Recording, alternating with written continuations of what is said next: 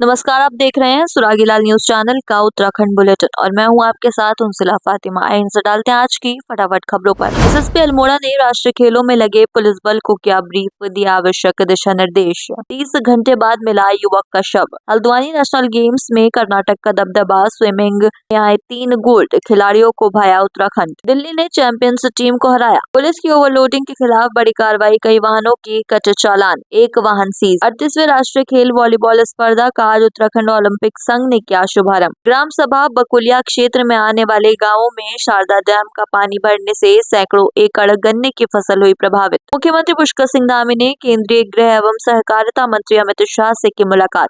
38वें national games में road cycling प्रतियोगिता शुरू। लोहाघाट में 100 मीटर गहरी खाई में गिरी कार, पति पत्नी व बेटा घायल। कांग्रेस पार्टी से निष्कासित रवीश भटनागर ने की प्रेस लगाए गए आरोपों को बताया निराधार। अब खबरें विस्तार से। एसएसपी अल्मोड़ा देवेंद्र पिंचा ने राष्ट्रीय खेलों में लगे पुलिस बल को ब्रीफ किया और आवश्यक दिशा निर्देश भी दिए। चप्पे चप्पे पर चौकस सुरक्षा व्यवस्था रहेगी। सीसीटीवी कैमरों से भी नजर रखी जाएगी। सोशल मीडिया के सभी प्लेटफॉर्म्स पर मॉनिटरिंग सेल की नजर रहेगी। अफवाह फैलाने वालों पर कार्रवाई की जाएगी। संवाददाता हेमंत मेहरा की रिपोर्ट। जनपद उधम सिंह नगर के जसपुर कोतवाली क्षेत्र के तीर्थनगर नंबर 3 से, जहां कल सुबह एक युवक भोगपुर डैम में मछली पकड़ने के लिए जाल डालने गया था, लेकिन युवक डैम में डूब गया, जिसकी सूचना स्थानीय लोगों द्वारा प्रशासन को दी गई। सूचना के बाद पुलिस प्रशासन, राजस्व विभाग और एनडीआरएफ और एसडीआरएफ की टीम युवक के शव की तलाश में जुट गई, जिसका शव आज लगभग 30 घंटे बाद डैम में मिला। संवाददाता दीपक चौहान की रिपोर्ट।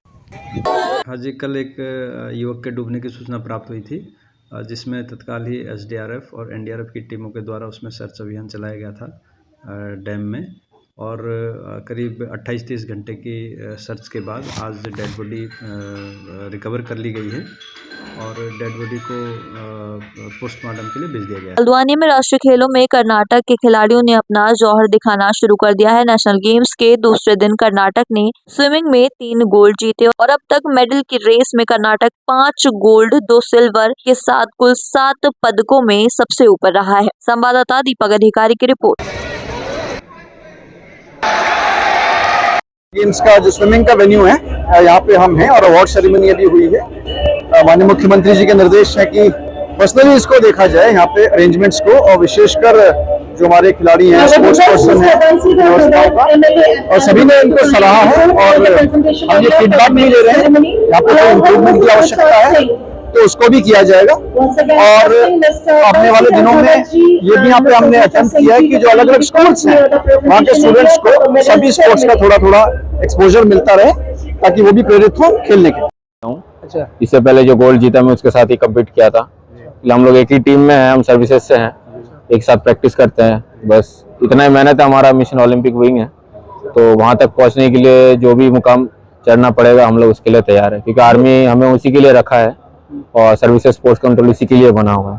तो हमें कैसा लग रहा है उत्तराखंड? मेरे को बहुत बढ़िया लग रहा है। एक्चुअली मैं यहाँ पर आर्मी में यहीं पर ट्रेनिंग किया हूँ मैं, तो यहाँ का वादियों से मैं पहली बार तो मैं परिचित हूँ।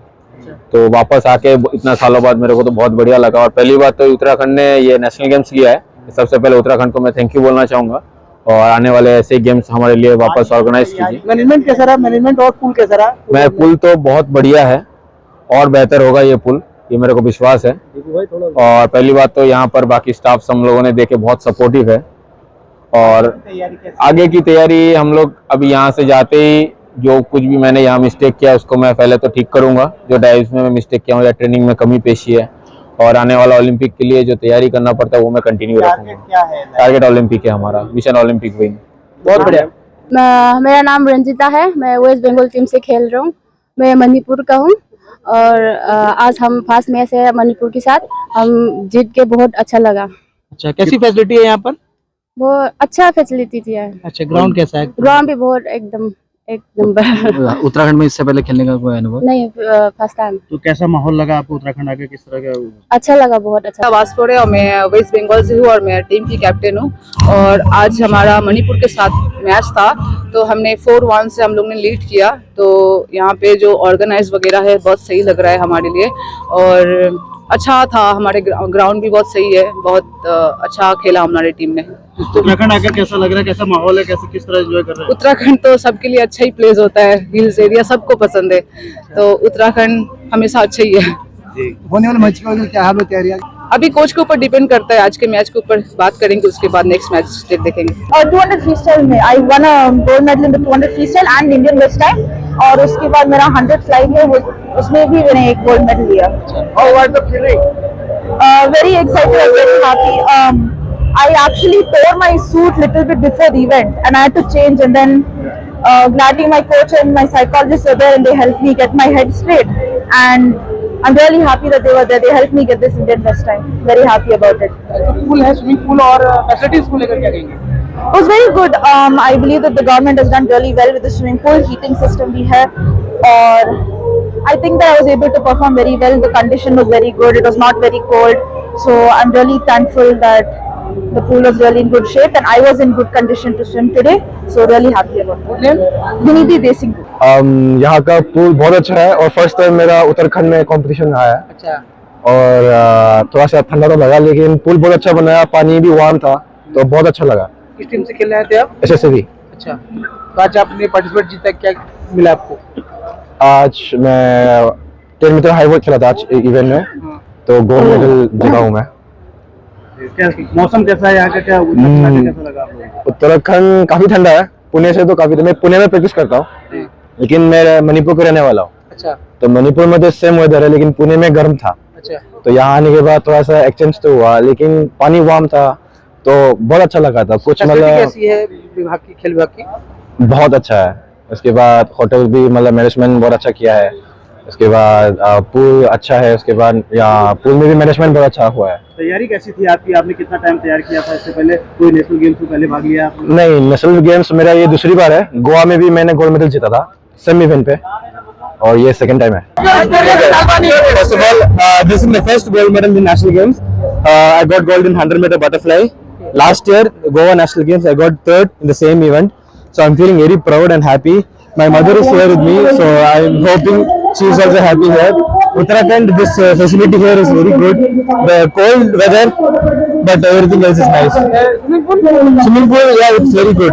The blocks and everything is good. It's good. Facility is good. Everything is fine. My name is Benedictine Rohit.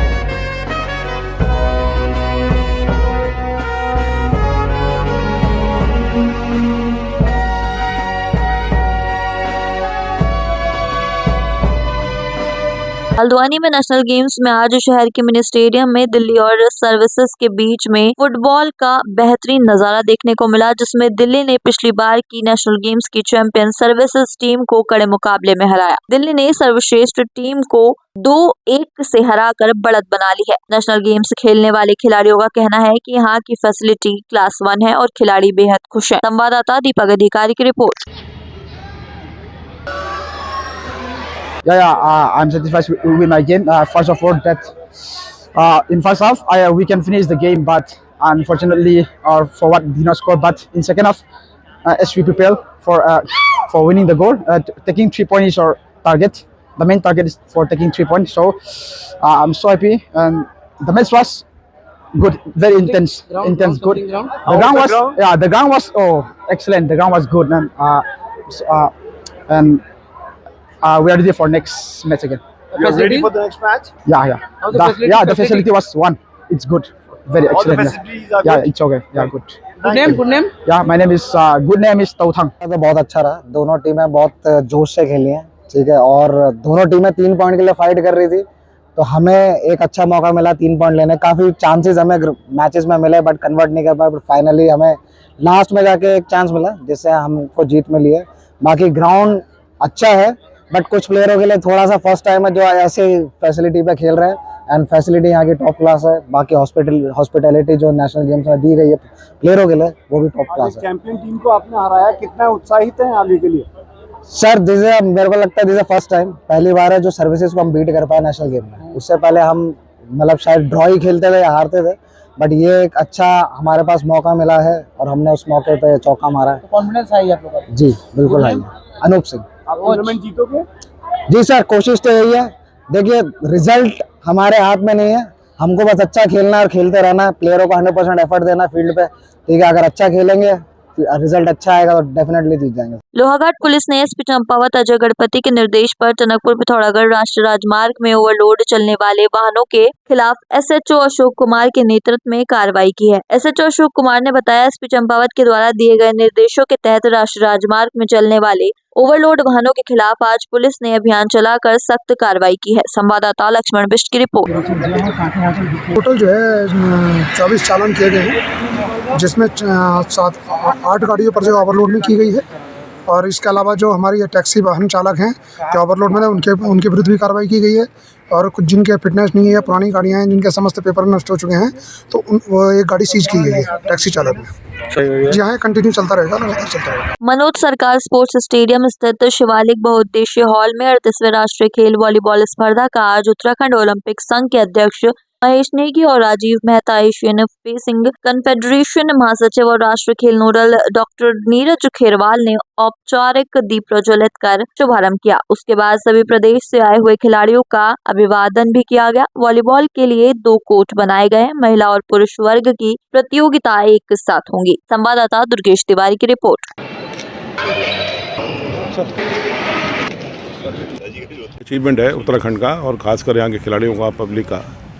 National game Uttarakhand हमारा जब सेपरेशन हुआ यूपी से, आज हमारा सौभाग्य है कि उत्तराखंड में नेशनल गेम होने जा रहा है। यूपी आज तक नहीं करा पाया, तो this is the achievement of the Uttarakhand government and Olympic association. कैसे देखिए, आपने जो इंफ्रास्ट्रक्चर यहाँ बनाया, आप देखिए सब घूम घूम के स्टेडियम्स, वर्ल्ड क्लास इंफ्रास्ट्रक्चर यहाँ उत्तराखंड में बनाया। आप देहरादून चले आइए, आप हरिद्वार चले आइए, ऋषिकेश चले आइए, हल्द्वानी चले आइए, आप यहाँ रुद्रपुर खड़े हैं। इतने अच्छे स्टेडियम जो बने हैं, ये बहुत बड़ा अचीवमेंट है खिलाड़ियों का और सरकार का। तो मैं सोचता हूँ कि खिलाड़ी अब नशे से दूर रहेंगे और खेल की तरफ आगे झुकेंगे। ये बहुत बड़ा अचीवमेंट रहेगा खिलाड़ियों के लिए। उत्तराखंड के लिए एक गर्व का विषय है। कल माननीय प्रधानमंत्री जी ने भी जो स्पीच में कई चीज़ें उल्लेखित की, वो आप सभी ने देखी होंगी, सुनी होंगी। माननीय मुख्यमंत्री जी का जो प्रयास रहा कि उत्तराखंड का जो नेशनल गेम्स होना चाहिए, ये एक हमारे स्टेट के लिए एक सिंबल जाना चाहिए कि उत्तराखंड सबको जो होस्ट कर रहा है, जितने भी हमारे बाहर से लोग आए हुए हैं, उनको अतिथि के तौर पे हम होस्ट करें। तो ये सबसे पहली हमारी प्राथमिकता है कि हमारे को उत्तराखंड को जो ये अपॉर्चुनिटी मिली है, इसमें माननीय मुख्यमंत्री जी के जो भी गाइडेंस के अंदर सभी खिलाड़ियों की एक एक छोटी छोटी चीज़ों का ध्यान रखा जा रहा है। ये इस गेम्स की सबसे बड़ी एक खासियत है। जैसे ग्रीन गेम्स किए जा रहे हैं, उसी प्रकार से अतिथि देवो भव के उस पर चलते हुए हम सभी खिलाड़ी हमारे जितने भी आ रहे हैं, उन सभी को अपना अतिथि मान रहे हैं और उन सभी का बहुत अच्छे ढंग से, जितने भी हमारी सारी की सारी टीम्स लगी हुई हैं, उनका ध्यान रख रही हैं। इसके अलावा जो गेम्स के आप देख रहे हैं आयोजन हो रहा है, उनकी व्यवस्थाएं समय से पूरी हो गई हैं। एज नोडल अधिकारी उधम सिंह नगर जिले का प्रभार मेरे पास है, तो हमारी पूरी की पूरी टीम जिला अधिकारी के नेतृत्व में, एसएसपी साहब के नेतृत्व में बहुत अच्छा काम कर रही है और सभी चीज़ें बिल्कुल अच्छी तरह से व्यवस्थित कर दी गई हैं। कैसे बिल्कुल ये पूरा हमारे प्रमुख सचिव जो स्पोर्ट्स के हैं अमित सिन्हा जी और जो उनकी पूरी टीम है, उन लोगों ने छोटी छोटी चीज़ों को जैसे हमने का ध्यान रखा है कि किस प्रकार से सारी चीज़ें की जाएं कि जो हमारे अतिथि हैं, जो गेस्ट हैं, उन सभी के लिए एक ढंग से यादगार एक मेमोरी के तौर पे उनके साथ रहें।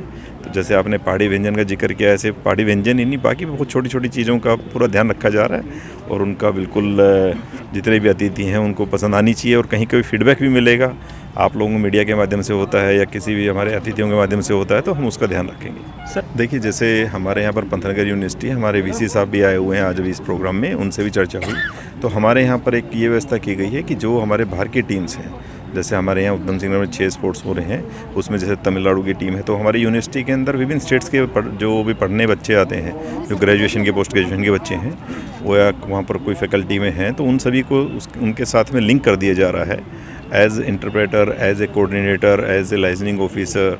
तो उन सभी के साथ में जो उनके स्टेट के लोग हैं, जिनको हिंदी भी आती है और जिस तरह तमिलियन है तो तमिल आती है या मलयालम आती है, उन सब के साथ में 2-2 लोगों की टीम लगा दी जा रही है कि उनकी किसी छोटी छोटी चीज़ों के बारे में अगर कोई इस प्रकार की फीडबैक या किसी चीज़ में वो बिल्कुल समझा नहीं पा रहे हैं, तो उनके लिए व्यवस्था हमारे पंतनगर यूनिवर्सिटी के साथ में लगा करके उनकी टीम्स को लगा करके की जा रही है। टीमा क्षेत्र के थाना झनकैया के अंतर्गत ग्राम सभा बकुलिया अंतर्गत आने वाले गांव बड़ी बकुलिया, छोटी बकुलिया, झाऊ परसा एवं बंदा ग्राम में शारदा सागर डैम से संबंधित अधिकारियों द्वारा इतना पानी छोड़ दिया गया है। इस क्षेत्र में लगभग 300 से 400 हेक्टेयर गन्ने के खेतों में लबालब पानी भर चुका है। गन्ने की फसल बर्बादी की कगार पर है। गन्ने के खेतों में नाव चल रही है और वहाँ के ग्रामीण लोग और स्कूल के बच्चे नाव से स्कूल जा रहे हैं। संवाददाता ईश्वर सिंह की रिपोर्ट।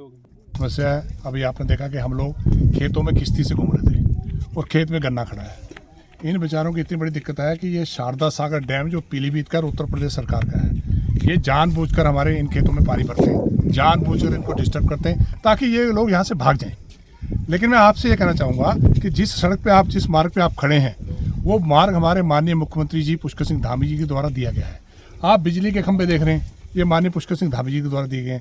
आप ये पुलियाँ देख रहे हैं, उनके द्वारा दिए गए। जो आपने स्कूल देखा, उनके द्वारा दिया गया। ये मार्ग जो है पिछले 1-2 साल पहले बना था। मैं ये कहना चाहता हूँ इन अधिकारियों को, जो शारदा सागर के अधिकारी हैं या उत्तर प्रदेश के अधिकारी हैं, कि आप जानबूझकर हमारे किसानों को परेशान करते हैं, हमारे लोगों को परेशान करते हैं। ये 1960 से यहाँ बसे हुए हैं। 1960 से इनके बुजुर्ग बेचारे, जिन्होंने ज़मीन जंगल आबाद किए, बंजर आबाद किए और यहाँ के निवासी हैं। इनके स्थायी निवास प्रमाण पत्र हैं, इनके जाति प्रमाण पत्र है, आधार कार्ड है, राशन कार्ड है, सब कुछ है इनका। ये इलीगल नहीं है, ये लीगल लोग हैं। तो मेरा आपसे ये कहना है, आपके माध्यम से ये कहना है कि उन अधिकारियों को कि आपको 1 सप्ताह का समय दे रहे हैं। वैसे तो अधिकारियों ने कहा कि कल से हम पानी कम करना शुरू कर देंगे, मेरी अभी टेलीफोन पे बात हुई, लेकिन मैं उनको फिर कहता हूँ कि 1 सप्ताह के अंदर आपने अगर पानी कम नहीं किया तो ये खुद किसान जाके आपके जो डैम है उसके गेट खोल के पानी खुद कम करेंगे। ये मैं कहना चाहता हूँ, मैं स्वयं उनके साथ चले जाऊँगा। दूसरा एक विषय और कहना चाहूँगा कि हमारे जो स्कूल में बच्चे हैं, आप अभी देखना किश्तियों पे बच्चे आ रहे हैं। आज के जो फरवरी का महीना आने वाला है, क्या आजकल किश्तियों में कोई लोग जाते हैं? क्या किश्तियाँ खेतों में चलती हैं? मैं उनसे ये पूछना चाहता हूँ और आदरणीय मुख्यमंत्री पुष्कर सिंह धामी जी से निवेदन करना चाहता हूँ कि माननीय मुख्यमंत्री जी, मैं आपके प्रतिनिधि के तौर पर यहाँ पर आया हूँ, क्योंकि यहाँ का विधायक कुछ नहीं देख रहा, वो कोई काम नहीं कर रहा, ना उसको लेना देना है। वो चुनाव जीतने के बाद घर में जाके सो गया। लेकिन आपसे ये निवेदन करना चाहूँगा कि आप तत्काल इसका संज्ञान लें और तत्काल अधिकारियों को आदेशित करें और उत्तर प्रदेश सरकार के अधिकारियों को भी आदेशित करें कि तत्काल इस पर कार्रवाई करें। जो समस्या किसानों की हर साल बन जाती है फसल के समय पे, क्योंकि ये फसल देखिए, गन्ना आपका तो नहीं, 1 साल पुराना गन्ना है, कोई बाढ़ की स्थिति में अब जो गन्ना कट रहा है, जबकि फरवरी 15-20 को फैक्ट्री बंद हो जाएगी। उसके बाद ये किसान गन्ना कहाँ लेके जाएगा? इतनी बड़ी संख्या में गन्ना खड़ा है, ये कहाँ लेके जाएगा? ये कहाँ बेचेगा? गन्ना सूखना शुरू हो गया पानी के कारण। इसलिए मैं माननीय मुख्यमंत्री जी से निवेदन करूँगा, मान्यवर आप थोड़ा सा ध्यान दीजिए। ये किसान आपके हैं, ये आपके गृह क्षेत्र के किसान हैं, ये खटीमा के किसान हैं, ये आपके भाई बंधु हैं, ये हमारे भाई बंधु हैं। तो मुझे पूर्ण विश्वास है कि माननीय मुख्यमंत्री जी हमारे आपके माध्यम से जो मैं बोल रहा हूँ, इसका संज्ञान लेते हुए तत्काल कार्रवाई करेंगे और निर्देशित करेंगे अधिकारियों को, तत्काल यहाँ आएंगे और पानी कम कराएंगे। अगर पानी नहीं कम हुआ तो 1 हफ्ते के अंदर हम स्वयं पब्लिक को ले जाकर गेट खोलेंगे। हमारे पे जो मुकदमा करना कर देंगे, हम उसकी चिंता नहीं करते, क्योंकि हमारी जनता पहले, हमारा क्षेत्र पहले, उसके बाद में बात की स्थितियाँ पैदा होंगी, जो होंगी देखा जाएगा। मैं आपको ये कहना चाहता हूँ कि कभी जनवरी फरवरी में आपने कभी किश्तियों पर देखा लोगों को बैठे हुए, और वो भी खेतों में? ऐसी बाढ़ तो जो 8-9 जुलाई को इस पिछले साल आई थी, ऐसी बाढ़ तो उस समय नहीं आई। अब बताइए ये हालत कर रखी है, क्यों करके? जानबूझकर कर रखी है ये, जबकि 3 नदियाँ हैं, पानी जानबूझ के इधर खोल रखा है, क्यों? इन अधिकारियों को फिर आपके माध्यम से कहना चाहूँगा कि अपनी आदतों से सुधर जाओ, वरना इस क्षेत्र में घुसने नहीं देंगे। घुसने ये नाना सागर डैम में भी ये हालत करते हैं, ये बैगुल डैम में भी ये हालत करते हैं, ये शारदा सागर डैम में ये हालत करते हैं, क्योंकि डैम के अंदर इतनी सिल्ट भर चुकी है, ये पानी की जो मात्रा है वो इन क्षेत्रों में भर भर के वहाँ पूरी करते हैं। मेरा उनसे भी ये कहना है कि सुधर जाइए, नहीं तो सुधारना हमारी जनता को आता है, फिर आप लोग इस क्षेत्र में पैर नहीं रख पाएंगे। मैं आपके माध्यम से उनको आगाह कर रहा हूँ। सर, मैं आपसे यही कहना चाहता हूं कि हम लोग ग्राम ऊंची बगुलिया, बड़ी बगुलिया, छोटी बगुलिया, झाऊ परसा के किसान हैं। यहां पर जो है 300-400 हेक्टेयर गन्ना किसानों का पानी में 3-4 फुट 10 फुट पानी में भरा हुआ है और फैक्ट्री जो है 20 से 25 फरवरी तक बंद होने वाली है सितारगंज फैक्ट्री। तो ये बताइए, अगर गन्ना का पानी गन्ने से निकाला नहीं गया तो हम लोग गन्ना कहाँ ले जाएंगे। इसलिए मैं शासन प्रशासन से और मुख्यमंत्री से आवेदन करता हूं कि इस पानी को सिंचाई शारदा सागर सिंचाई विभाग से अविलंब इसको हटाया जाए, ताकि हम लोग गन्ने की फसल जो है 25 फरवरी के पहले सप्लाई कर सकें। नहीं तो अगर पानी नहीं हटा तो हम लोगों का गन्ना जो है आने पौने पर नहीं बिकेगा और सूख भी रहा है। अभी हमारे राज्यपाल महोदय जी यहाँ आए थे, सारा निरीक्षण किए, नाव से पानी में भी घूमे, सारा निरीक्षण करने के बावजूद शासन प्रशासन को वो भी अवगत कराए हैं। मैं माननीय मुख्यमंत्री से ये भी निवेदन करना चाहता हूं कि सर, मैं आपका बनाया हुआ प्रभारी ग्राम पंचायत ऊंची बकुलिया का रामबड़ाई बोल रहा हूं। सर, आपसे निवेदन है कि शासन प्रशासन को आप अवगत कराते हुए अविलंब पानी की समस्या को दूर करने की कष्ट करें। मैं आपसे यही निवेदन करूंगा। तो सर, यहाँ जो है हम लोग को बाढ़ मुफ्त में कुछ नहीं दिया जाता है, केवल जो है बरसात का पानी आता है और फिर जो है अगस्त महीने में चला जाता है। उस समय जो है बाढ़ से हम लोग को कोई परेशानी नहीं होती है। सर, इस साल तो जो है जो उल्टा लगभग 3-4 सालों से शारदा सागर वालों जो है जानबूझ करके हम लोगों की फसल को बर्बाद करना चाहते हैं और करते भी हैं। और आज के दूसरे साल जो है पूरा गन्ना कम से कम करोड़ों लाखों रुपए का गन्ना सूख गया, एक भी गन्ना जो है नहीं निकल पाया। और हर साल जो है इनकी यही रवैया है कि किसी तरह से पानी भरकर हम परेशान करें, ताकि ये लोग यहाँ से घर द्वार बाल बच्चे लेकर पलायन हो जाए। तो सर, जो है हमारे बुजुर्गवार जो है सन 1960 में यहाँ कब्जा किए, सन 70 में बरगचार राजस्व से दर्ज है। तो सर, ये बताइए हम लोग कहाँ जाएंगे। प्रशासन शारदा सागर सिंचाई विभाग के अधिकारी जानबूझकर हम लोगों को परेशान कर रहे हैं, हम लोगों की फसल को बर्बाद कर रहे हैं, हम लोगों के गरीबों का निवाला छोड़ना चाहते हैं। तो सर, इससे मैं आवेदन यही करूँगा कि सिंचाई विभाग अविलंब पानी को 5-7 दिन के अंदर कम कर दे, ताकि गन्ना हम लोग अपना काटना शुरू कर दें और सप्लाई कर लें। माननीय मुख्यमंत्री जी से भी निवेदन यही करूंगा कि माननीय मुख्यमंत्री जी, थोड़ा सा आप हम गरीबों के प्रति ध्यान दीजिए। हम आपके हैं, आपके गांव के हैं, आपके गृह क्षेत्र के हैं। सर जी, आपसे बार बार रिक्वेस्ट है कि आप जो है इस काम को, हम लोगों की समस्या को अविलंब दूर करें। काशीपुर विधायक त्रिलोक सिंह चीमा एवं पूर्व विधायक हरभजन सिंह चीमा की ओर से आप सभी काशीपुर वासियों व देशवासियों को गणतंत्र दिवस की हार्दिक शुभकामनाएं एवं बधाइयां। साथ ही सभी सम्मानित मतदाताओं का भी आभार, जिन्होंने निकाय चुनाव में बीजेपी पर भरोसा जताया और दीपक बाली को काशीपुर मेयर के पद पर विजय दिलाई। हमारा देश लगातार आगे बढ़ रहा है और आशा है आगामी दिनों में हमारा देश एवं हमारा शहर काशीपुर विकास के नए आयाम स्थापित करेगा। एक बार पुनः आप सभी को गणतंत्र दिवस की हार्दिक शुभकामनाएं।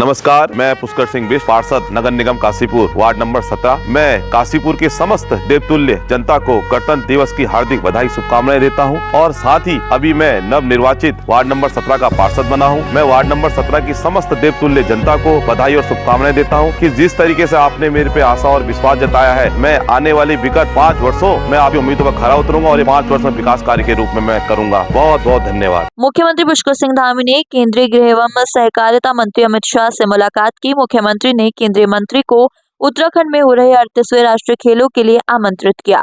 मुख्यमंत्री ने 38वें राष्ट्रीय खेलों के समापन समारोह में आने के लिए आमंत्रित किया। मुख्यमंत्री ने उत्तराखंड में यूसीसी के सफल क्रियान्वयन और निकाय चुनाव परिणाम समेत विभिन्न विषयों पर चर्चा भी की। संवाददाता सुनील राज की रिपोर्ट। रोड साइकिलिंग प्रतियोगिता शुरू। मेजबान पुरुष वॉलीबॉल टीम पहला लीग मैच हारी। 38वें नेशनल गेम्स में दूसरे दिन रुद्रपुर के मनोज सरकार स्टेडियम में रोड साइकिलिंग प्रतियोगिता का आयोजन किया जा रहा है, जिसमें 40 किलोमीटर पुरुष और 30 किलोमीटर महिला साइकिल ट्रैक प्रतियोगिता फाइनल का आयोजन चल रहा है। वहीं देर रात तक चले वॉलीबॉल मैच में जहां मेजबान टीम उत्तराखंड और पंजाब के बीच कड़ा मुकाबला हुआ।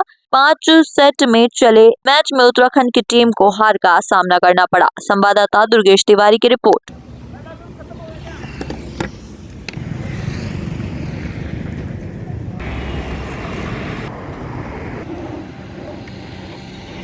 गुरुवार सुबह टनकपुर से पिथौरागढ़ की ओर जा रही कार टनकपुर पिथौरागढ़ राष्ट्रीय राजमार्ग में लोहाघाट के देवराड़ी बैंड के पास अचानक अनियंत्रित होकर 100 मीटर गहरी खाई में जा गिरी। दुर्घटना में पति पत्नी सहित बेटा घायल हो गया। सूचना पर लोहाघाट थाने के SHO अशोक कुमार सिंह के नेतृत्व में 112 फायर व चीता पुलिस मौके पर पहुंचे। रेस्क्यू टीम ने तीनों घायलों को कड़ी मशक्कत के बाद खाई से बाहर निकालकर लोहाघाट उप जिला चिकित्सालय भेजा। संवाददाता लक्ष्मण बिष्ट की रिपोर्ट।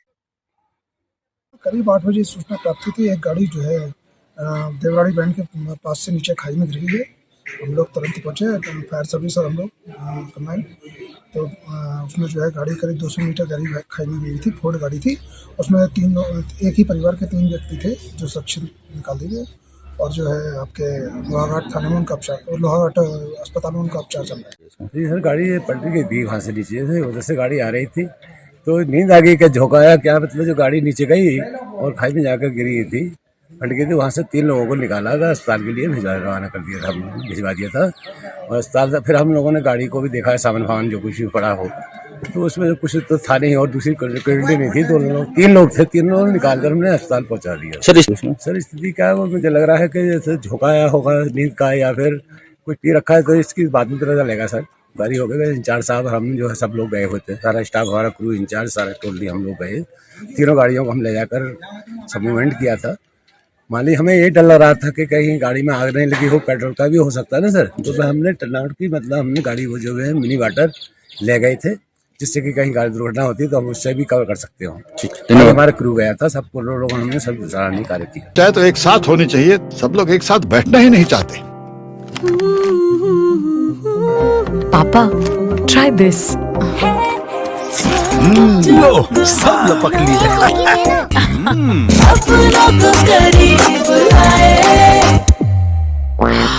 ये क्या हाल कर दिया है रूम का? बस कल से चाय मेरे रूम में। देवर पर नमकीन।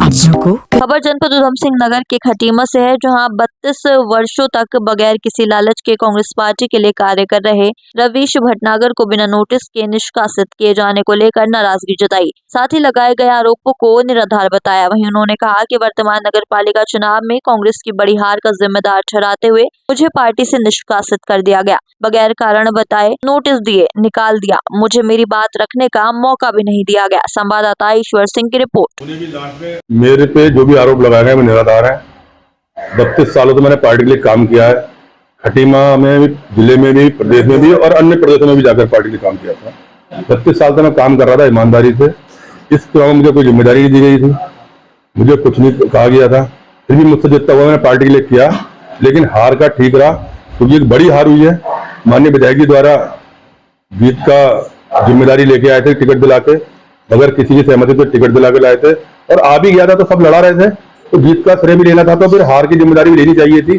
तो हार की जिम्मेदारी मुझे बगैर संपर्क में लिए मेरे ऊपर ठीकरा फोड़ दिया गया और अकेला निष्कासन पूरे उत्तराखंड में मेरा किया गया। कांग्रेस की हार पूरे प्रदेश में हार हुई है, लेकिन ठीकरा एक व्यक्ति का एक खटीमा के अंदर ठीकरा फोड़ देना, ये अन्याय हुआ मेरे साथ। और पहली बार कांग्रेस का जो संविधान है उसकी धज्जियां उड़ाते हुए उसमें ही अनुशासनहीनता करने वाले को कारण बताओ नोटिस दिया जाता है, उससे पूछा जाता है, सवाल जवाब किए जाते हैं। मुझसे कुछ नहीं किया गया, सीधे मेरे निष्कासन का आदेश ऊपर से हुआ। मुझे फोन आया, मैंने इस्तीफा लिखने को कहा गया, मैंने इस्तीफा भी लिख दिया कि चलो इस्तीफा लेकिन इस्तीफा ना लेकर स्वीकार करके सीधे निष्कासन डायरेक्ट प्रदेश से मेरा किया गया। और ये अन्याय मेरे साथ। मैं अभी कोई फैसला लेने से पहले मैं एक बार जरूर उनको कहूंगा कि जब पार्टी के पूर्व मुख्यमंत्री हरीश रावत जी निर्दलीय का प्रचार कर सकते हैं रामनगर में, उनकी सभाएं कर सकते हैं, रोड शो कर सकते हैं, मयूख मेहर पार्टी के गद्दावर नेता और विधायक हैं, वो निर्दलीय को अपना खड़ा करके चुनाव लड़ा सकते हैं। सितारगंज में स्थिति खराब हो सकती है, नानंगमता में नामांकन रद्द हो सकता है, किन कारणों से हुआ हो, उस सब पे अनुशासनहीनता की कार्रवाई ना करते हुए सिर्फ मेरे ऊपर पूरे प्रदेश में कार्रवाई कर दी गई और पूरे प्रदेश में चर्चा का विषय मुझे बना दिया गया, एक छोटे से कार्यकर्ता को। ये मेरे समझ से परे था, मैंने इसलिए सफाई दिया गया बैठकर, और मैं इसके बाद भी करूंगा। मुझे आपने बड़े हमारे विधायक बड़े नेता हैं प्रदेश पे, उनका दबाव था, उनको और हार की जिम्मेदारी नहीं आनी चाहिए थी। उनको बचाने के लिए अगर वो मुझसे खुद कह देते कि रवि तुम अध्यक्ष हो, हार की जिम्मेदारी लो, और पूरी हार मैं प्रेस करता और हार की पूरी जिम्मेदारी अपने लेते हुए अपना पद से इस्तीफा दे देता और मैं किसी पे आंच भी नहीं आने देता। लेकिन इस तरीके से मोहरा बना के एक मैसेज देना बाहर कि इसी वजह से हार हुई है, इसी व्यक्ति ने सब लोगों को खड़ा किया, सभासदों को भी खड़े कर दिए, पार्टी जिम्मेदार लोग, और इनके कहने से वो बैठे नहीं, तो उसकी जिम्मेदारी मेरे पर डाल दीजिएगी, तब ये गलत है। मैं सब लोगों से बात करूंगा। मैं कई सामाजिक संगठनों में जुड़ा हुआ हूँ, राजनीतिक संगठनों में जुड़ा हुआ हूँ, मैं खटीमा में सामाजिक संगठन में जुड़ा हुआ हूँ, और बहुत सारी मैंने टीमें अपनी बनाई थी इसके कई सालों में। कई लोग मेरी वजह से पार्टी से जुड़े हुए हैं लोग हैं। आज मैं अगर बगैर बात करे कोई फैसला लेता हूँ तो ये उनके साथ अन्याय होगा। मैं अगले 10, 15, 20 दिनों में सबसे बात करके जैसा भी लोग कहेंगे मैं वो करूँगा। आज के लिए बस इतना ही। ऐसी सभी खबरों के लिए जुड़े रहिए सुरागीलाल न्यूज चैनल के साथ। धन्यवाद।